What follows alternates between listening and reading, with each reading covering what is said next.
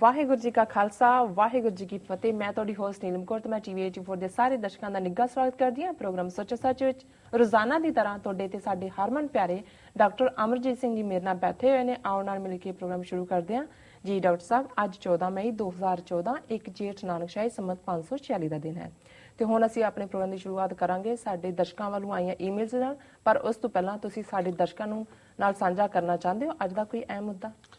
ਦੇਖੋ, ਅੱਜ ਦਾ ਜਿਹੜਾ ਮੁੱਦਾ ਅਸੀਂ ਵਿਚਾਰ ਅਧੀਨ ਲਿਆ ਰਹੇ ਹਾਂ ਇਹ ਇੱਕ ਦੁਖਦਾਈ ਖਬਰ ਹੈ ਜੀ।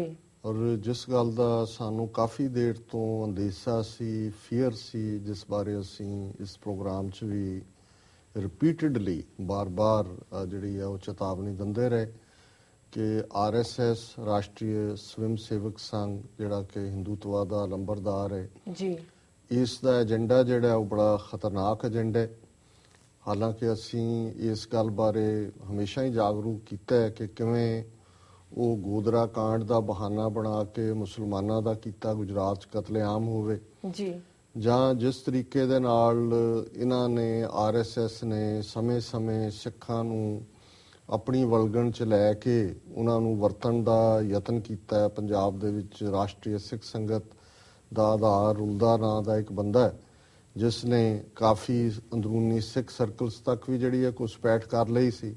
ਬੇਸ਼ੱਕ ਟੌਪਿਕ ਉਹ ਵੈਲਿਡ ਚੁੱਕਦੇ ਸੀ ਤਾਂ ਕਿ ਉਹ ਅੰਦਰ ਆ ਕੇ ਵੜ ਸਕਣ, ਲੇਕਿਨ ਇਹ ਸਾਰਾ ਏਜੰਡਾ ਇਹ ਤਾਂ ਸਾਨੂੰ ਆਸ ਸੀ ਕਿ ਨਰਿੰਦਰ ਮੋਦੀ, ਜਿਹਨੂੰ ਮੀਡੀਆ ਨੇ ਜਿਸ ਤਰੀਕੇ ਨਾਲ ਮੀਡੀਆ ਸਰਵੇਖਣਾ ਨੇ, ਕਿਉਂਕਿ ਅਲਟੀਮੇਟਲੀ ਪਹਿਲਾਂ ਤਾਂ ਮੀਡੀਆ ਦਾ ਕਰੋੜਾਂ ਰੁਪਏ ਦਾ ਇਹ ਜਿਹੜਾ ਇਨਵੈਸਟਮੈਂਟ ਸੀ ਕਾਰਪੋਰੇਟ ਸੈਕਟਰ ਦੀ ਮੀਡੀਆ 'ਚ, ਕਿਉਂਕਿ ਉਹਨਾਂ ਦਾ ਆਪਣਾ ਹੀ ਜ਼ਰ ਖਰੀਦ ਮੀਡੀਆ ਹੈ ਜੀ। ਪਹਿਲਾਂ ਤਾਂ ਉਹਨਾਂ ਨੇ ਪੂਰੀ ਜਾਲੀ ਮੋਦੀ ਵੇਵ ਚਲਾਈ ਕਿ ਭਾਰਤ ਭਰ ਦੇ ਵਿੱਚ ਕਿ ਜੀ ਮੋਦੀ ਤੋਂ ਬਿਨਾਂ ਹੁਣ ਕੋਈ ਪਾਰ ਉਤਾਰਾ ਨਹੀਂ ਕਰ ਸਕਦਾ ਜੀ। ਉਸ ਵੇਵ 'ਚ ਕੀ ਹੋਇਆ ਜਾਂ ਨਤੀਜੇ ਕੀ ਨੇ ਇਹ ਤਾਂ ਬਾਅਦ ਦੀ ਗੱਲ ਹੈ। ਉਸ ਤੋਂ ਬਾਅਦ ਪੋਲ ਸਰਵੇਖਣਾ ਦੇ ਨਾਂ ਥੱਲੇ, ਓਪੀਨੀਅਨ ਪੋਲਸ ਦੇ ਨਾਂ ਥੱਲੇ ਜਿਹੜੇ 4-5 ਮੇਜਰ ਮੀਡੀਆ ਦੇ ਓਪੀਨੀਅਨ ਪੋਲ ਸਾਹਮਣੇ ਆਏ ਨੇ ਉਹਨਾਂ ਦੇ ਵਿੱਚ ਮੋਦੀ ਨੂੰ ਜੇਤੂ ਦਿਖਾਇਆ ਗਿਆ ਕਿ ਜੀ ਉਹ ਇੰਨੀਆਂ ਕੋਈ ਸੀਟਾਂ ਉਹਨੂੰ 280 ਦੇ ਰਿਹਾ, BJP ਨੂੰ ਕੋਈ 300 ਤੋਂ ਉੱਪਰ ਦੇ ਰਿਹਾ। ਪਰ ਇੱਕ ਖਬਰ ਉਹਨਾਂ ਨੇ ਇਹ ਸਾਰੇ ਚੋਂ ਸ਼ਰਤੀਆ ਬਣਾ ਦਿੱਤੀ ਹੈ ਕਿ ਨਰਿੰਦਰ ਮੋਦੀ ਨੇ ਪ੍ਰਧਾਨ ਮੰਤਰੀ ਬਣਨੇ ਔਰ ਉਹਦੇ ਨਾਲ ਹੀ ਇਹ ਵੀ ਡਿਸਾਈਡ ਹੋ ਰਿਹਾ ਜੀ ਉਹ ਕਿਹੜਾ ਕੈਬਨਿਟ ਬਰਥ, ਕੈਬਨਿਟ ਸੀਟ ਕਿਹਨੂੰ ਦੇਗਾ, ਇਹਦੀ ਚਰਚਾ ਹੋ ਰਹੀ ਹੈ।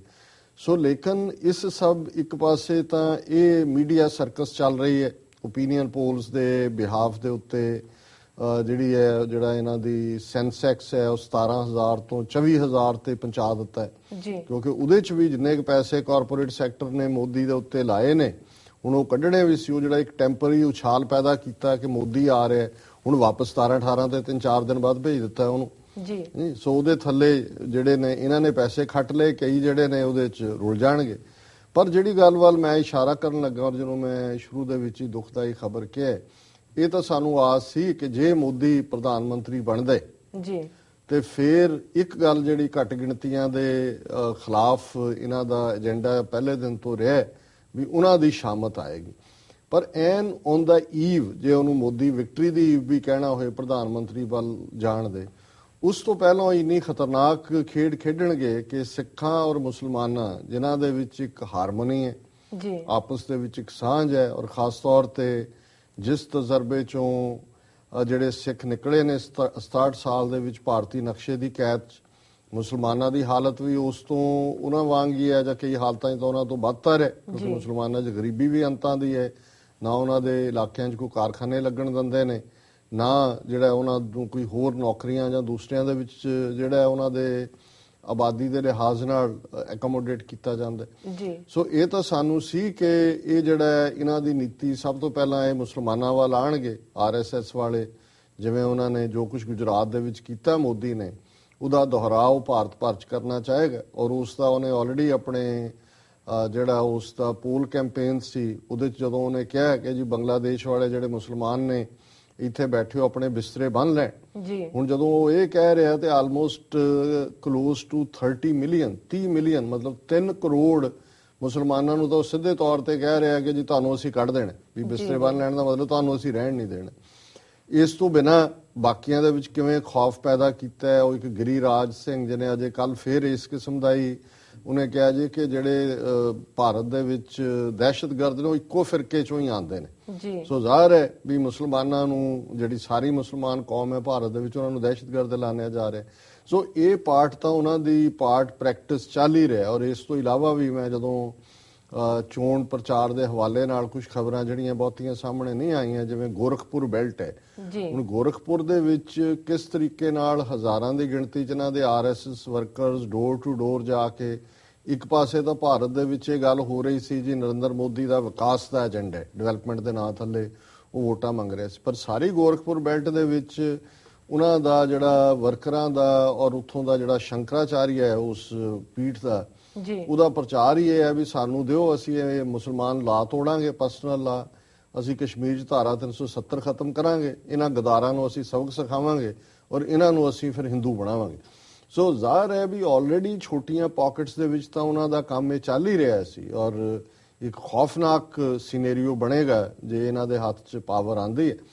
ਪਰ ਜਿਹੜੀ ਗੱਲ ਦੀ ਐਕਸਪੈਕਟੇਸ਼ਨ ਨਹੀਂ ਸੀ ਕਿ ਵੀ ਇਹ ਇੰਨੀ ਜਲਦੀ ਸਿੱਖਾਂ ਔਰ ਮੁਸਲਮਾਨਾਂ ਦੇ ਟਕਰਾਅ ਦਾ ਮਾਹੌਲ ਕ੍ਰੀਏਟ ਕਰ ਦੇਣਗੇ, ਇਹ ਖਬਰ ਜਿਹੜੀ ਹੈ ਇਸ ਦਾ ਸਾਹਮਣੇ ਆਣਾ ਸਾਡੇ ਲਈ ਇੱਕ ਬੜੀ ਖਤਰੇ ਦੀ ਘੰਟੀ ਹੈ ਜੀ। ਔਰ ਖਬਰ ਦੇ ਵੇਰਵੇ ਇਹ ਨੇ ਕਿ ਆਂਧਰਾ ਪ੍ਰਦੇਸ਼ ਦੇ ਹੈਦਰਾਬਾਦ ਸ਼ਹਿਰ ਦੇ, ਪੁਰਾਣਾ ਸਿਟੀ ਹੈਦਰਾਬਾਦ, ਕਿਉਂਕਿ ਸਾਰੀਆਂ ਹੀ ਓਲਡ ਵਾਲਡ ਸਿਟੀਜ਼ ਨੇ ਜਿਨ੍ਹਾਂ ਦੇ ਵਿੱਚ ਕੰਧਾਂ ਨੇ, ਤਾਂ ਨਵੀਆਂ ਸਿਟੀਜ਼ ਜਿਹੜੀਆਂ ਨੇ ਜਿਵੇਂ ਅੰਮ੍ਰਿਤਸਰ ਹੈ ਜਾਂ ਦੂਸਰੇ ਸ਼ਹਿਰ ਨੇ, ਉਹ ਬਾਹਰ ਨਵੇਂ ਸ਼ਹਿਰ ਦਾ ਵਿਕਾਸ ਹੋਇਆ, ਹੈਦਰਾਬਾਦ ਵੀ ਇਵੇਂ ਹੀ ਹੈ ਜੀ। ਔਰ ਉਸ ਏਰੀਆ ਦੇ ਵਿੱਚ ਓਲਡ ਹੈਦਰਾਬਾਦ ਸਿਟੀ ਦੇ ਵਿੱਚ ਕਿਸ਼ਨ ਬਾਗ ਦਾ ਏਰੀਆ ਹੈ ਜਿੱਥੇ ਕਿ ਮੁਸਲਮਾਨਾਂ ਦੀ ਵੱਡੀ ਗਿਣਤੀ ਹੈ, ਕਿਉਂਕਿ ਹੈਦਰਾਬਾਦ 'ਚ ਵੀ ਮੁਸਲਮਾਨ ਪਾਪੂਲੇਸ਼ਨ ਕਾਫੀ ਹੈ, ਲੇਕਿਨ ਇਸੇ ਕਿਸ਼ਨ ਬਾਗ ਏਰੀਆ ਦੇ ਵਿੱਚ ਸਿੱਖ ਵੀ ਰਹਿੰਦੇ ਨੇ। ਉਹ ਸਿੱਖ ਜਿਨ੍ਹਾਂ ਨੂੰ ਦੱਖਣੀ ਸਿੱਖ ਕਿਹਾ ਜਾਂਦਾ ਹੈ, ਉਹਨਾਂ ਦੀਆਂ ਬਹੁਤ ਸਾਰੀਆਂ ਦੱਖਣ ਜਿਹੜਾ ਮਹਾਰਾਸ਼ਟਰ ਲਈ ਇਸਤੇਮਾਲ ਹੁੰਦਾ ਹੈ। ਵੈਸੇ ਤਾਂ ਦੱਖਣ ਜਿਹੜਾ ਹੈ ਉਹ ਯੂਜੂਅਲੀ ਮਹਾਰਾਸ਼ਟਰ ਤੋਂ ਇਲਾਵਾ ਆਂਧਰਾ ਔਰ ਜਿਹੜਾ ਤਮਿਲਨਾਡੂ, ਕੇਰਲ, ਸਾਊਥ ਇਹਨੂੰ ਕਹਿੰਦੇ ਨੇ। ਤੇ ਕਿਸੇ ਵੇਲੇ ਇਹ ਕਿਉਂਕਿ ਹਜ਼ੂਰ ਸਾਹਿਬ ਆਂਧਰਾ ਦਾ ਹੀ ਹਿੱਸਾ ਸੀ, ਨਿਜ਼ਾਮ ਹੈਦਰਾਬਾਦ ਦੇ ਥੱਲੇ ਸੀ, ਆਂਧਰਾ ਪ੍ਰਦੇਸ਼ ਤਾਂ ਬਾਅਦ ਚ ਬਣਿਆ, ਸੋ ਇਸ ਲਈ ਇਹਨਾਂ ਨੂੰ, ਕਿਉਂਕਿ ਆਂਧਰਾ ਦੱਖਣ ਦੇ ਵਿੱਚ ਹੀ ਆਂਦਾ, ਸੋ ਈਵਨ ਹਜ਼ੂਰ ਸਾਹਿਬ ਦੇ ਚੌਗਿਰਦੇ ਚ ਵੀ ਜਿਹੜੇ ਸਿੱਖ ਬਣੇ, 10ਵੇਂ ਪਾਤਸ਼ਾਹ ਹਜ਼ੂਰ ਸਾਹਿਬ ਗਏ, ਉਸ ਤੋਂ ਬਾਅਦ ਮਹਾਰਾਜਾ ਰਣਜੀਤ ਸਿੰਘ ਦੇ ਵੇਲੇ ਸਿੱਖ ਉੱਥੇ ਆਏ ਜਿਨ੍ਹਾਂ ਨੇ ਤਖਤ ਸਾਹਿਬ ਦੀ ਇਮਾਰਤ ਦਾ ਨਿਰਮਾਣ ਕੀਤਾ। ਸੋ ਉਹਨਾਂ ਨੇ ਕੁਝ ਲੋਕਲ ਵੀ ਵਿਆਹ ਹੋਏ, ਲੋਕਲ ਮਰਾਠਾ ਜਿਹੜੇ ਜਾਂ ਉਹਨਾਂ ਦੇ ਜਿਹੜੇ ਲੋਕਲ ਲੋਕ ਨੇ ਉਹਨਾਂ ਨਾਲ। ਸੋ ਉਹਨਾਂ ਚੋਂ ਜਿਹੜੀ ਅੱਗੇ ਉਹਨਾਂ ਦੀ ਸੰਤਾਨ ਨਿਕਲੀ, ਉਹਨਾਂ ਨੂੰ ਦੱਖਣੀ ਸਿੱਖ ਕਹਿੰਦੇ ਨੇ, ਕਿ ਦੱਖਣ ਚੋਂ ਸਾਊਥ ਵਾਲੇ। ਸਿੱਖੀ 'ਚ ਬੜੇ ਪੱਕੇ ਨੇ ਉਹ, ਉਹਨਾਂ ਦੇ ਰੰਗ ਵੱਲੋਂ ਜ਼ਰੂਰ ਉਹਨਾਂ ਦਾ ਜਿਵੇਂ ਦੱਖਣੀਆਂ ਦਾ ਰੰਗ ਹੈ, ਪੱਕਾ ਰੰਗ ਹੈ, ਕਾਲਾ ਰੰਗ ਹੈ, ਔਰ ਬੋਲੀ ਵੀ ਉਹ ਜ਼ਿਆਦਾ ਤੇਲਗੂ ਬੋਲਦੇ ਨੇ ਕਿਉਂਕਿ ਉਹ ਉਹਨਾਂ ਦੀ ਮਦਰ ਟੰਗ ਹੈ। ਜਾਂ ਜਿਹੜੇ ਮਹਾਰਾਸ਼ਟਰ 'ਚ ਨੇ ਹਜ਼ੂਰ ਸਾਹਿਬ ਦੇ ਆਲੇ ਦੁਆਲੇ, ਉਹ ਮਰਾਠੀ ਬੋਲਦੇ ਨੇ, ਪੰਜਾਬੀ ਗੁਰਬਾਣੀ ਜੋਗੀ ਉਹਨਾਂ ਨੂੰ ਆਉਂਦੀ ਹੈ, ਪਰ ਉਹ ਰਹਿੰਦੇ ਪੂਰੇ ਜਿਹੜੇ ਨੇ ਉਹ ਤਿਆਰ ਬਰ ਤਿਆਰ ਨੇ, ਉਹਨਾਂ ਦੇ ਵਿੱਚ ਕੋਈ ਕੇਸ ਕਤਲ ਕਰਾਉਣ ਦਾ ਰੁਝਾਨ ਨਹੀਂ ਹੈ। ਸੋ ਕਿਸ਼ਨ ਬਾਗ ਦੇ ਵਿੱਚ ਕਾਫੀ ਵੱਡੀ ਗਿਣਤੀ ਦੇ ਵਿੱਚ ਇਹ ਦੱਖਣੀ ਸਿੱਖ ਰਹਿੰਦੇ ਨੇ। ਸੋ ਇਹਨਾਂ ਨੇ ਉੱਥੇ ਕੁਝ ਕਿਸੇ ਥਾਂ ਤੇ ਨਿਸ਼ਾਨ ਸਾਹਿਬ ਵੀ ਸਥਾਪਿਤ ਕੀਤਾ ਹੋਇਆ। ਹੁਣ ਇਹ ਅਜੇ ਕਿਉਂਕਿ ਖਬਰ ਦੇ ਵੇਰਵੇ ਨਹੀਂ ਪਤਾ ਵੀ ਗੁਰਦੁਆਰਾ ਸਾਹਿਬ ਕਿਸੇ ਦੇ ਨਾਲ ਬਾਹਰ ਨਿਸ਼ਾਨ ਸਾਹਿਬ ਸੀ ਜਾਂ ਵੈਸੇ ਹੀ ਕਿਤੇ ਨਿਸ਼ਾਨ ਸਾਹਿਬ ਸਥਾਪਿਤ ਕੀਤਾ ਹੋਇਆ ਸੀ। ਸੋ ਸਵੇਰ ਵੇਲੇ ਕੱਲ ਜਦੋਂ 5 ਵਜੇ ਆਏ, ਜਦੋਂ ਵੀ ਉੱਥੇ ਉਹਨਾਂ ਨੇ ਦੇਖਿਆ ਕਿ ਵੀ ਨਿਸ਼ਾਨ ਸਾਹਿਬ ਨੂੰ ਅੱਗ ਲੱਗੀ ਹੋਈ ਹੈ। ਹੁਣ ਕਿਨੇ ਲਾਈ, ਕੀ ਹੈ, ਹੁਣ ਜਿਹੜੀ ਮਿਸਚਿਫ ਜਾਂ ਸ਼ਰਾਰਤ ਹੁੰਦੀ ਐਵੇਂ ਹੀ ਹੁੰਦੀ ਹੈ।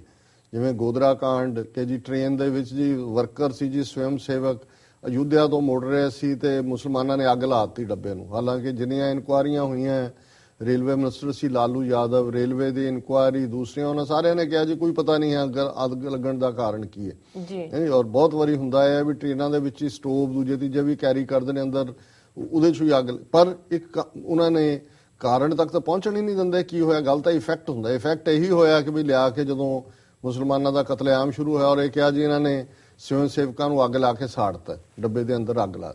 ਹੁਣ ਇਸ ਘਟਨਾ ਦਾ ਵੀ ਜਦੋਂ ਤੁਸੀਂ ਦੇਖਦੇ ਹੋ ਕੋਈ ਸਾਹਮਣੇ ਸਬੂਤ ਨਹੀਂ ਨੇ। ਇਹ ਹੈ ਵੀ ਸਵੇਰੇ ਉਹ ਆਏ ਸਿੱਖ, ਉਹਨਾਂ ਨੇ ਦੇਖਿਆ ਕਿ ਜੀ ਨਿਸ਼ਾਨ ਸਾਹਿਬ ਨੂੰ ਅੱਗ ਲੱਗੀ ਹੋਈ ਹੈ। ਹੁਣ ਜ਼ਾਹਰ ਹੈ ਕਿ ਵੀ ਕੋਈ ਵੀ ਮਜ਼ਹਬ ਨੂੰ ਮੰਨਣ ਵਾਲਾ, ਖਾਸ ਤੌਰ ਤੇ ਸਿੱਖ ਹੋਣ, ਮੁਸਲਮਾਨ ਹੋਣ, ਅਸੀਂ ਆਪਣੇ ਧਾਰਮਿਕ ਜਿਹੜੇ ਵਿਸ਼ਵਾਸਾਂ ਪ੍ਰਤੀ ਬੜੇ ਸੰਵੇਦਨਸ਼ੀਲ ਵੀ ਹਾਂ, ਕਿਸੇ ਹੱਦ ਤੱਕ ਅਸੀਂ ਭੜਕਦੇ ਵੀ ਹਾਂ। ਸੋ ਉਹਨਾਂ ਨੇ ਉਹ ਭੜਕੇ ਔਰ ਨਾਅਰੇਬਾਜ਼ੀ ਸ਼ੁਰੂ ਹੋਈ। ਹੌਲੀ ਹੌਲੀ ਉਹਨਾਂ ਨੇ ਹੀ ਹੋ ਸਕਦਾ ਪਹਿਲਾਂ ਕੋਈ ਅਟੈਕ ਕੀਤੇ ਹੋਣ, ਕਿਉਂਕਿ ਅਜੇ ਵੇਰਵੇ ਤਾਂ ਨਹੀਂ ਨੇ। ਫਿਰ ਦੂਸਰੇ ਪਾਸੇ ਜਿਹੜੇ ਨੇ ਮੁਸਲਮਾਨਾਂ ਦਾ ਵੀ ਉਸ ਕਿਸਮ ਦਾ ਸ਼ੁਰੂ ਹੋ ਗਿਆ। ਸੋ ਇਹ ਆਪਸੀ ਜਿਹੜਾ ਕਾਫੀ ਜ਼ੋਰਦਾਰ 1000 ਦੇ ਕਰੀਬ ਲੋਕ ਇੱਕ ਦੰਗੇ ਜਿਹੇ ਦੀ ਹਾਲਤ ਦੇ ਵਿੱਚ ਆ ਗਏ ਜਦੋਂ ਕਿ ਪੁਲਿਸ ਨੇ ਇੰਟਰਵੀਨ ਕੀਤਾ, ਦਖਲਅੰਦਾਜ਼ੀ ਕੀਤੀ, ਗੋਲੀ ਚੱਲੀ। 3 ਜਿਹੜੇ ਬੰਦੇ ਨੇ ਉਹ ਮਾਰੇ ਗਏ ਨੇ। ਅਜੇ ਇਹ ਨਹੀਂ ਹੈ ਮਰਨ ਵਾਲਾ ਤਾਂ ਕੋਈ ਵੀ ਹੋਏ, ਸਿੱਖ ਹੈ, ਮੁਸਲਮਾਨ ਹੈ, ਪਰ ਇਸ ਗੱਲ ਨੇ ਇੱਕ ਭੜਕਾਟ ਪੈਦਾ ਕੀਤੀ ਹੈ ਔਰ 10 ਦੇ ਕਰੀਬ ਬੰਦੇ ਜ਼ਖਮੀ ਨੇ, 5-6 ਪੁਲਿਸ ਵਾਲੇ ਵੀ ਨੇ ਜੀ। ਇਸ ਵੇਲੇ ਉਹ ਸਾਰੀ ਓਲਡ ਸਿਟੀ ਔਰ ਫਿਰ ਹੌਲੀ ਹੌਲੀ ਜਦੋਂ ਇਸ ਕਿਸਮ ਦਾ ਵਾਕਿਆ ਹੁੰਦਾ ਹੈ ਅਫਵਾਹਾਂ ਵੀ ਫੈਲਣੀਆਂ ਸ਼ੁਰੂ ਹੋ ਜਾਂਦੀਆਂ ਨੇ। ਔਰ ਮੈਂ ਇਹਨੂੰ RSS ਰਿਲੇਟਡ ਜਾਂ ਮੋਦੀ ਨਾਲ ਰਿਲੇਟਡ ਇਸ ਲਈ ਦੇਖਦਾ ਹਾਂ ਕਿਉਂਕਿ ਸਵੇਰੇ ਉੱਠਦੇ ਆ ਇਹ ਖਬਰ ਮੈਂ ਦੇਖ ਲਈ, ਲੇਕਿਨ ਜਿਸ ਤਰੀਕੇ ਨਾਲ ਸੋਸ਼ਲ ਨੈਟਵਰਕਿੰਗ ਦੇ ਉੱਤੇ ਔਰ WhatsApp ਔਰ ਫਲਾਣਿਆਂ ਦੇ ਉੱਤੇ ਉਹੀ ਲੌਬੀ RSS ਵਾਲਿਆਂ ਦੀ ਜਿਹੜੀ ਨਰਿੰਦਰ ਮੋਦੀ ਨੂੰ ਪ੍ਰਧਾਨ ਮੰਤਰੀ ਬਣਾਉਣ ਦੇ ਲਈ ਉਸ ਦਾ ਇਸਤੇਮਾਲ ਕਰਦੀ ਸੀ, ਉਸ ਜਿੰਨੀ ਗਲਤ ਜਾਣਕਾਰੀ ਹੈ ਜਾਂ ਜੇ ਕੋਈ ਉਹਦੇ ਖਿਲਾਫ ਲਿਖਦਾ ਸੀ ਉਹਦੇ ਮਗਰ ਪੈ ਜਾਂਦੇ ਸੀ, ਉਹੀ ਲੌਬੀ ਨੇ ਇੱਕ ਪੂਰਾ ਐਂਟੀ ਮੁਸਲਮ ਔਰ ਪ੍ਰੋ ਸਿੱਖ ਜਿਹੜੇ ਇਹ RSS ਵਾਲੇ ਨੇ ਹੁਣ ਇਹ ਪ੍ਰਭਾਵ ਤਾਂ ਇਹੀ ਦੇਣਗੇ ਕਿ ਜੀ ਦੇਖੋ ਮੁਸਲਮਾਨਾਂ ਨੇ ਸਿੱਖਾਂ ਦੇ ਨਿਸ਼ਾਨ ਸਾਹਿਬ ਨੂੰ ਅੱਗ ਲਾਤੀ ਤਾਂ ਕਿ ਸਿੱਖਾਂ ਦੇ ਵਿੱਚ ਭੜਕਾਟ ਪੈਦਾ ਕਰਕੇ ਸਿੱਖਾਂ ਨੂੰ ਤੁਸੀਂ ਮੁਸਲਮਾਨਾਂ ਦੇ ਗਲ ਪਵਾਓ। ਸੋ ਇਹ ਜਿਹੜੀ ਸ਼ਰਾਰਤ, ਹਾਲਾਂਕਿ ਅਸੀਂ ਸਮਝਦੇ ਹਾਂ ਵੀ ਐਡਮਿਨਿਸਟ੍ਰੇਸ਼ਨ ਇਸ ਵੇਲੇ ਆਂਧਰਾ ਪ੍ਰਦੇਸ਼ ਦੇ ਵਿੱਚ ਕਿਸੇ ਪਾਰਟੀ ਦੀ ਸਰਕਾਰ ਨਹੀਂ ਹੈ, ਉੱਥੇ ਗਵਰਨਰੀ ਰਾਜ ਹੈ, ਪਰ ਅਸੀਂ ਐਪਰੀਸ਼ੀਏਟ ਕਰਦੇ ਹਾਂ ਕਿ ਐਡਮਿਨਿਸਟ੍ਰੇਸ਼ਨ ਨੇ ਫੌਰਨ ਇਸ ਦੇ ਖਤਰੇ ਨੂੰ ਦੇਖਦਿਆਂ ਹੋਇਆਂ ਕਰਫਿਊ ਜਿਹੜਾ ਹੈ ਉਹ ਲਾਇਆ। ਸਾਰੇ ਸ਼ਹਿਰ ਦੇ ਵਿੱਚ ਕਰਫਿਊ ਹੈ, 4 ਚੁਫੇਰੇ ਜਿਹੜੀ ਹੈ ਉਹਨਾਂ ਨੇ ਅਫਵਾਹਾਂ ਦੇ ਖਿਲਾਫ ਵੀ ਵਾਰਨਿੰਗ ਦਿੱਤੀ ਹੈ ਔਰ ਆਉਣ ਵਾਲੇ ਦਿਨਾਂ 'ਚ ਸਾਹਮਣੇ ਆਏਗਾ ਵੀ ਹੋਰ ਕੀ ਡੀਟੇਲਸ ਨੇ। ਪਰ ਅਸੀਂ ਇਸ ਘਟਨਾ ਦੀ ਜਿੱਥੇ ਨਿਖੇਧੀ ਕਰਦੇ ਹਾਂ ਜੀ ਉੱਥੇ ਅਸੀਂ ਇਸ ਮੁੱਦੇ ਨੂੰ, ਕਿਉਂਕਿ ਇਸ ਦੇ ਉੱਤੇ ਇੱਕਦਮ, ਔਰ ਮੈਂ ਇਸ ਗੱਲ ਦੀ ਮੈਨੂੰ ਖੁਸ਼ੀ ਹੈ ਕਿ ਸਾਡੇ ਦਰਸ਼ਕ, ਸਾਡੇ ਸਰੋਤੇ ਕਾਫੀ ਸੂਝਵਾਨ ਨੇ। ਅਸੀਂ ਕੁਝ ਈਮੇਲਸ ਪਿਕ ਕੀਤੀਆਂ ਲੇਕਿਨ ਬਹੁਤ ਸਾਰੀਆਂ ਈਮੇਲਸ ਫੌਰਨ ਆਈਆਂ ਕਿ ਜੀ ਤੁਸੀਂ ਪਹਿਲਾਂ ਹੀ ਕਹਿੰਦੇ ਸੀ ਕਿ ਇਹ ਕੁਛ ਨਾ ਕੁਛ ਕਰਨਗੇ ਜਿਹੜਾ ਇਹ ਕਰਨ ਦਾ, ਔਰ ਇਹ ਇਹਨਾਂ ਨੇ ਕਰ ਦਿੱਤਾ ਹੈ, ਤੇ ਦੱਸੋ ਸਿੱਖ ਕੀ ਕਰਨ ਜਾਂ ਸਾਨੂੰ ਕੀ ਲਾਈਨ ਲੈਣੀ ਚਾਹੀਦੀ ਹੈ। ਸੋ ਮੈਂ ਸਮਝਦਾ ਵੀ ਪਹਿਲਾ ਪਾਰਟ ਅੱਜ ਹੀ ਸਾਡੀ ਅਮਰੀਕਨ ਗੁਰਦੁਆਰਾ ਪ੍ਰਬੰਧਕ ਕਮੇਟੀ ਔਰ ਦੂਸਰੇ ਹੋਰ ਜਿਹੜੇ ਇਨਫੈਕਟ ਹੈਦਰਾਬਾਦ ਦੇ ਵਿੱਚ ਜਿਹੜੇ ਬੇਸਡ ਇੱਕ ਸਿੱਖ ਪ੍ਰੀਚਰ ਨੇ ਉਹਨਾਂ ਦੇ ਨਾਲ ਵੀ ਗੱਲ ਹੋਈ। ਉਹ ਥਾਈਲੈਂਡ ਆਏ ਹੋਏ ਨੇ, ਅਸੀਂ ਉਹਨਾਂ ਨਾਲ ਲਾਈਵ ਵੀ ਗੱਲਬਾਤ ਕਰਨਾ ਚਾਹੁੰਦੇ ਸੀ, ਸ਼ਾਇਦ ਆਉਣ ਵਾਲੇ ਦਿਨਾਂ 'ਚ ਅਸੀਂ ਕਰ ਸਕਾਂਗੇ। ਸੋ ਅਸੀਂ ਪਹਿਲੀ ਗੱਲ ਜਿਹੜੀ ਬੜੀ ਸਪਸ਼ਟਤਾ ਦੇ ਨਾਲ ਕਹਿਣਾ ਚਾਹੁੰਦੇ ਹਾਂ ਕਿ ਵੀ ਇਸ ਸਾਰੇ ਦੇ ਪਿੱਛੇ ਜੋ ਸਾਹਮਣੇ ਆਇਆ, ਜਿੱਥੇ ਅਸੀਂ ਨਿਸ਼ਾਨ ਸਾਹਿਬ ਦੀ ਬੇਅਦਬੀ ਦੀ ਨਿਖੇਧੀ ਕਰਦੇ ਹਾਂ ਔਰ ਜਿਹੜਾ ਜਿਹਨੂੰ ਤੁਸੀਂ ਸਰਕਮਸਟੈਂਸ਼ੀਅਲ ਐਵੀਡੈਂਸ ਕਹਿੰਦੇ ਹੋ, ਸਿੱਧੇ ਸਬੂਤ ਤਾਂ ਹੁੰਦੇ ਨਹੀਂ, ਸ਼ਰਾਰਤ ਜਿਹਨੇ ਕਰਨੀ ਹੁੰਦੀ ਉਹਨਾਂ ਦਾ ਪਲੈਨਡ ਤਰੀਕਾ ਹੁੰਦਾ। ਜਿਵੇਂ ਪੰਜਾਬ ਦੇ ਵਿੱਚ ਜਦੋਂ ਉਹਨਾਂ ਨੇ ਸਿੱਖਾਂ ਹਿੰਦੂਆਂ ਦੇ ਵਿੱਚ ਭੜਕਾਟ ਪੈਦਾ ਕਰਨੀ ਸੀ ਤੇ ਗਊਆਂ ਦੇ ਸਿਰ ਜਿਹੜੇ ਨੇ ਉਹ ਲਿਜਾ ਕੇ ਉਹਨਾਂ ਨੇ 2-3 ਦੇ ਮੰਦਰਾਂ ਦੇ ਬਾਹਰ ਰੱਖ ਦਿੱਤੇ ਅੰਮ੍ਰਿਤਸਰ ਦੇ। ਸ਼ੁਰੂਆਤ ਹੋ ਗਈ, ਸਿੱਖਾਂ ਦੇ ਉੱਤੇ ਹਮਲੇ ਸ਼ੁਰੂ ਹੋ ਗਏ। ਇਸੇ ਤਰ੍ਹਾਂ ਜਦੋਂ ਸਿੱਖਾਂ ਨੂੰ ਜਿਹੜਾ ਉਹ ਨੀਵਾਂ ਦਿਖਾਣਾ ਹੁੰਦਾ ਸੀ, ਇਹ ਸਾਰੀ ਪੰਜਾਬੀ ਸੂਬਾ ਮੋਰਚੇ ਦੇ ਦੌਰਾਨ ਰਿਹਾ। ਹਰਮੰਦਰ ਸਾਹਿਬ ਦੇ ਸਰੋਵਰ 'ਚ ਤੁਸੀਂ ਸਿਗਟਾਂ ਸੁੱਟ ਦਿਓ, ਗੁਰਦੁਆਰੇ 'ਚ ਸਿਗਟਾਂ ਸੁੱਟ ਦਿਓ, ਕੋਈ ਹੋਰ ਇਸ ਕਿਸਮ ਦੀ ਕਾਰਵਾਈ। ਜਾਂ ਪੰਜਾਬ ਦੇ ਵਿੱਚ ਆ ਹੁਣ ਇੱਕ ਘਟਨਾ ਹੋਈ ਹੈ ਜਿਹਨੂੰ ਈਵਨ ਜਥੇਦਾਰ ਕੇਸਗੜ੍ਹ ਸਾਹਿਬ ਨੇ ਵੀ ਐਵੇਂ ਕਹਿਤਾ ਜੀ ਪਾਵਰ ਸ਼ਾਰਟ ਹੋ ਗਈ। ਇੱਕ ਥਾਂ ਤੇ ਤਾਂ ਪਾਵਰ ਸ਼ਾਰਟ ਹੋ ਸਕਦੀ ਹੈ, ਮੰਨ ਲਿਆ, ਗੁਰੂ ਗ੍ਰੰਥ ਸਾਹਿਬ ਦੇ ਸਰੂਪ ਜਿਹੜੇ ਨੇ ਉਹ ਅਗਨ ਭੇਟ ਹੁੰਦੇ ਨੇ। ਇੱਕੋ ਵੇਲੇ ਇੱਕੋ ਰਾਤ 2 ਗੁਰਦੁਆਰਿਆਂ 'ਚ ਜਿਨ੍ਹਾਂ ਦਾ ਡਿਸਟੈਂਸ 100 ਮੀਲ ਤੇ ਦੂਰ ਹੈ ਉਹ ਗੁਰੂ ਗ੍ਰੰਥ ਸਾਹਿਬ ਦੇ ਸਰੂਪ ਅਗਨ ਭੇਟ ਹੁੰਦੇ ਨੇ ਤੇ ਜਥੇਦਾਰ ਕਹਿ ਰਹੇ ਨੇ ਕਿ ਜੀ ਪਾਵਰ ਸ਼ਾਰਟ ਹੋ ਗਿਆ। ਸੋ ਅਸੀਂ ਸਮਝਦੇ ਹਾਂ ਵੀ ਇਹ ਇੱਧਰ ਵੀ ਉਹ ਕਿਉਂਕਿ ਉਹਨਾਂ ਨੇ ਪਾਵਰ ਸ਼ਾਰਟ ਕਰਕੇ ਉਹਨੂੰ ਕਵਰ ਅਪ ਕਰ ਲਿਆ, ਗੱਲ ਆਈ ਨਹੀਂ। ਲੇਕਿਨ ਇਹ ਵੀ ਇੱਕ ਵੱਡੀ ਭੜਕਾਟ ਹੈ ਕਿ ਤੁਸੀਂ ਗੁਰੂ ਗ੍ਰੰਥ ਸਾਹਿਬ ਦੇ ਸਰੂਪ ਨੂੰ ਜਿਹੜਾ ਅਗਨ ਭੇਟ ਕਰੋ। ਇਹੋ ਜਿਹਾ ਕੰਮ ਇਹ ਭਨਿਆਰੇ ਵਾਲੇ ਨੇ ਵੀ ਕੀਤਾ ਸੀਗਾ ਔਰ ਇਸ ਕਿਸਮ ਦੀ ਜਿਹੜੀ ਕਾਰਵਾਈ ਹੈ ਜਿਵੇਂ ਆ ਏਜੰਸੀਆਂ ਨੇ ਕੀਤੀ, ਜਿਹੜੀ ਸ਼ਸ਼ੀਕਾਂਤ ਨੇ ਸਬੂਤ ਦਿੱਤਾ ਕਿ ਕਿਵੇਂ ਉਹ ਸੌਦਾ ਸਾਧ ਦਾ ਚੋਲਾ ਪਵਾ ਕੇ ਜਿਹੜੇ ਕਲੈਸ਼ ਹੁਣ ਤੱਕ ਚੱਲ ਰਹੇ ਨੇ। ਸੋ ਇਹ ਜਦੋਂ ਤੁਸੀਂ ਇਸ ਸ਼ਰਾਰਤ ਦਾ ਪੋਟੈਂਸ਼ੀਅਲ ਦੇਖਦੇ ਹੋ ਤਾਂ ਸਾਨੂੰ ਅੰਦਾਜ਼ਾ ਨਹੀਂ ਹੁੰਦਾ ਵੀ ਅਸੀਂ ਵਿਸ਼ਵਾਸਾਂ ਵਾਲੇ ਲੋਕ ਕਿਵੇਂ ਭਿੜ ਜਾਂਦੇ ਆ ਇਸ ਗੱਲ ਨੂੰ ਈਵਨ ਜਾਣੇ ਬਿਨਾਂ ਕਿ ਇਹਦੇ ਪਿੱਛੇ ਕੌਣ ਹੋ ਸਕਦਾ। ਸੋ ਜਿਸ ਕਿਸਮ ਦੀ ਇਹ ਘਟਨਾ ਦੇ ਸਰਕਮਸਟੈਂਸ਼ੀਅਲ ਐਵੀਡੈਂਸ ਹੈ ਉਹ ਗੱਲ ਪੁਆਇੰਟ ਆਊਟ ਕਰਦੀ ਹੈ ਕਿ ਇਹ ਬੜਾ ਡੈਲੀਬਰੇਟਲੀ RSS ਨੇ ਪਲਾਨ ਕੀਤਾ ਔਰ ਇਸ ਏਜੰਡੇ ਦੇ ਥੱਲੇ ਦੱਖਣ ਦੇ ਵਿੱਚ, ਆਂਧਰਾ ਦੇ ਵਿੱਚ ਹੁਣ ਕੋਈ BJP ਦੀਆਂ ਬਹੁਤੀਆਂ ਜੜ੍ਹਾਂ ਨਹੀਂ ਹੈਗੀਆਂ। ਜਿਹੜੀ ਤਮਿਲਨਾਡੂ ਦੀ ਇੱਕ ਤੇਲਗੂ ਦੇਸ਼ਮ ਪਾਰਟੀ ਹੈ, ਨਾਇਡੂ ਦੀ, ਉਹਦੇ ਨਾਲ ਅਲਾਇੰਸ ਕੀਤਾ BJP ਨੇ, ਉੱਥੇ ਸੀਟਾਂ ਉਹਨੂੰ ਮਿਲਣਗੀਆਂ, ਸਪੋਰਟ ਇਹਨੂੰ ਮਿਲੇਗੀ। ਪਰ BJP ਆਪਣੇ ਤੌਰ ਦੇ ਉੱਤੇ ਵੀ ਸਾਊਥ ਦੇ ਵਿੱਚ ਆਪਣੇ ਪੈਰ ਜਮਾਉਣਾ ਚਾਹੁੰਦਾ ਔਰ ਜਦੋਂ ਤੱਕ ਮੁਸਲਮਾਨਾਂ ਦੇ ਖਿਲਾਫ ਨਫ਼ਰਤ ਨਹੀਂ ਪੈਦਾ ਕੀਤੀ ਜਾਂਦੀ ਸਾਊਥ 'ਚ ਵੀ, ਜਿਵੇਂ ਨਾਰਥ ਦੇ ਵਿੱਚ ਉਹਨਾਂ ਨੇ ਕਰ ਦਿੱਤੀ। ਇਹਨਾਂ ਦਾ ਮਕਸਦ ਸਫਲ ਨਹੀਂ ਹੁੰਦਾ। ਜੀ। ਔਰ ਸਿੱਖਾਂ ਨੂੰ ਜਦੋਂ ਤੱਕ ਭੜਕਾ ਕੇ ਮੁਸਲਮਾਨਾਂ ਦੇ ਗੱਲ ਨਹੀਂ ਪਵਾਇਆ ਜਾਂਦਾ, ਇਹ ਦੋਨੋਂ ਘੱਟ ਗਿਣਤੀਆਂ ਦਾ ਆਪਸ 'ਚ ਨੇੜੇ ਆ ਕੇ ਇਕੱਠੇ ਹੋ ਕੇ ਹਿੰਦੂਤਵਾ ਦੇ ਖਿਲਾਫ ਲੜਨ ਦਾ ਪੋਟੈਂਸ਼ੀਅਲ ਜਿਹੜਾ ਉਹ ਕਾਇਮ ਰਹਿੰਦਾ ਹੈ। ਤਾਂ ਅਸੀਂ ਸਮਝਦੇ ਹਾਂ ਕਿ ਵੀ ਇਹ ਜਿਸ ਨੂੰ ਕਿਸੇ ਜ਼ਮਾਨੇ ਦੇ ਵਿੱਚ ਇੱਕ ਪੋਇਟਰੀ 'ਚ ਕਿਹਾ ਗਿਆ ਸੀ ਕਿ ਉੱਠੋ ਵਗਰਨੇ ਮਹਿਸ਼ਰ ਨਾ ਹੋਗਾ ਫਿਰ ਕਭੀ ਦੌੜੋ ਜ਼ਮਾਨਾ ਚਾਲ ਕਿਆਮਤ ਕੀ ਚੱਲ ਗਿਆ। ਇਹ ਜਿਹੜੀ ਕਿਆਮਤ ਦੀ ਚਾਲ ਚੱਲੀ ਆ ਉਹਨਾਂ ਨੇ ਜੀ। ਔਰ ਅਸੀਂ ਦੋਨਾਂ ਫਿਰਕਿਆਂ ਨੂੰ ਹੀ, ਆਪਣੇ ਸਿੱਖ ਭਰਾਵਾਂ ਭੈਣਾਂ ਨੂੰ, ਆਪਣੇ ਮੁਸਲਮਾਨ ਭਰਾਵਾਂ ਭੈਣਾਂ ਨੂੰ ਇਸ ਬਾਰੇ ਫਿਰ ਵਾਰਨ ਕਰਨਾ ਚਾਹੁੰਦੇ ਕਿ ਇਹ ਭੜਕਾਟ ਦੇ ਵਿੱਚ ਆਏ ਬਿਨਾਂ ਠੰਡੇ ਦਿਲ ਦੇ ਨਾਲ ਸੋਚੀਏ ਕਿ ਵੀ ਅਸੀਂ ਇਸ ਟ੍ਰੈਪ ਨੂੰ ਜਿਹੜਾ ਆਰਐਸਐਸ ਨੇ ਲੇ ਕੀਤਾ 47 ਦੇ ਦੌਰ ਵਿੱਚ ਵੀ ਇਹੋ ਜਿਹਾ ਮਾਹੌਲ ਸਿਰਜਿਆ ਸੀ ਕਾਂਗਰਸ ਨੇ ਕਿ ਅਲਟੀਮੇਟਲੀ ਸਦੀਆਂ ਤੋਂ ਸਾਈਡ ਬਾਈ ਸਾਈਡ ਵਸਦੀਆਂ ਇਹ ਕੌਮਾਂ ਸਿੱਖ ਔਰ ਮੁਸਲਮਾਨ ਜਿਹੜੀਆਂ ਨੇ ਉਹ ਇੱਕ ਦੂਜੇ ਨਾਲ ਅਸੀਂ ਕਿਵੇਂ ਵਹਿਸ਼ੀਆਨਾ ਸਲੂਕ ਕੀਤਾ। ਔਰ ਅੱਜ ਜਿਹੜੀ ਇੱਕ ਗੁੱਡਵਿਲ ਪੈਦਾ ਹੋਈ ਹੈ 84 ਤੋਂ ਬਾਅਦ ਖਾਸ ਤੌਰ ਤੇ ਇੰਟਰਨੈਸ਼ਨਲੀ, ਜਿਵੇਂ ਅਸੀਂ ਉਹਨਾਂ ਵੱਲ ਇੱਕ ਹੋਪ ਨਾਲ ਦੇਖਦੇ ਹਾਂ, ਉਹ ਸਾਡੇ ਵੱਲ ਇੱਕ ਸਤਿਕਾਰ ਨਾਲ ਦੇਖਦੇ ਨੇ। ਔਰ ਜਿਵੇਂ ਪਾਕਿਸਤਾਨ ਦੇ ਵਿੱਚ ਸਿੱਖਾਂ ਦਾ ਇੱਕ ਬਣਿਆ ਹੋਇਆ ਵਕਾਰ ਹੈ, ਇਕੱਲਾ ਪਾਕਿਸਤਾਨ ਨਹੀਂ, ਜਿਹੜੇ ਮੁਸਲਮਾਨ ਦੇਸ਼ ਨੇ, ਮਲੇਸ਼ੀਆ ਹੈ ਜਿਹਦੇ 'ਚ 1.5 ਲੱਖ ਸਿੱਖ ਰਹਿੰਦਾ ਹੈ, 250 ਉੱਥੇ ਗੁਰਦੁਆਰੇ ਨੇ ਔਰ ਬਾਕੀ ਥਾਵਾਂ ਤੇ ਵੀ। ਸੋ ਜੇ ਕੋਈ ਵੀ ਭਾਰਤ ਦੇ ਨਕਸ਼ੇ ਦੇ ਵਿੱਚ ਇਹ ਟਕਰਾਅ ਦੀ ਲਾਈਨ ਹੁੰਦੀ ਹੈ ਤਾਂ ਇਹਦਾ ਇਫੈਕਟ ਸਾਰੀ ਬੈਲਟ ਦੇ ਵਿੱਚ ਹੁੰਦਾ ਹੈ। ਦੁਬਈ ਤੋਂ ਲੈ ਕੇ ਸਾਊਦੀ ਅਰੇਬੀਆ ਤੱਕ ਹਜ਼ਾਰਾਂ ਸਿੱਖ ਜਿਹੜੇ ਨੇ ਉਹ ਕੰਮ ਕਰਦੇ ਨੇ ਜੀ। ਉਹਨਾਂ ਸ਼ੇਖਾਂ ਦੇ ਜਿਹੜੇ ਕੰਪਨੀਆਂ ਦੇ ਵਿੱਚ ਜਾਂ ਦੂਜੇ। ਸੋ ਇਹ ਫਿਰ ਇਹਦਾ ਇੱਕ ਥਾਂ ਤੱਕ ਇਫੈਕਟ ਨਹੀਂ ਰਹਿੰਦਾ ਕਿ ਭਈ ਭਾਰਤ ਦੇ ਵਿੱਚ ਇਹਦਾ ਪੋਲੀਟੀਕਲ ਫਾਇਦਾ ਆਰਐਸਐਸ ਨੇ ਲੈਣਾ। ਇਸ ਦਾ ਜਿਹੜਾ ਨੁਕਸਾਨ ਬਹੁਤ ਦੂਰ ਤੱਕ ਜਾਂਦਾ ਹੈ। ਸੋ ਅਸੀਂ ਇਸ ਘਟਨਾ ਦੀ ਨਿਖੇਧੀ ਕਰਦੇ ਹਾਂ ਜ਼ੋਰਦਾਰ ਔਰ ਆਪਣੇ ਜਿਹੜੇ ਸਿੱਖ ਮੁਸਲਮਾਨ ਭੈਣਾਂ ਭਰਾਵਾਂ ਨੂੰ ਇਹ ਜਿਹੜੀ ਹੈ ਚੇਤਾਵਨੀ ਵੀ ਦਿੰਦੇ ਆ ਕਿ ਉਹ ਪੂਰੇ ਅਲਰਟ ਹੋ ਕੇ ਇਸ ਸਾਰੀ ਸਿਚੁਏਸ਼ਨ ਨੂੰ ਡੀਲ ਕਰਨ। ਜੀ ਡਾਕਟਰ ਸਾਹਿਬ, ਤੁਹਾਡਾ ਬਹੁਤ ਬਹੁਤ ਸ਼ੁਕਰੀਆ। ਇਸ ਨਾਲ ਲੈਣੇ ਬ੍ਰੇਕ। ਵੀਅਰਸ, ਤੁਸੀਂ ਕਿਤੇ ਨਹੀਂ ਜਾਣਾ, ਮਿਲ ਜਾ ਕਮਰਸ਼ੀਅਲ ਬ੍ਰੇਕ ਤੋਂ ਬਾਅਦ।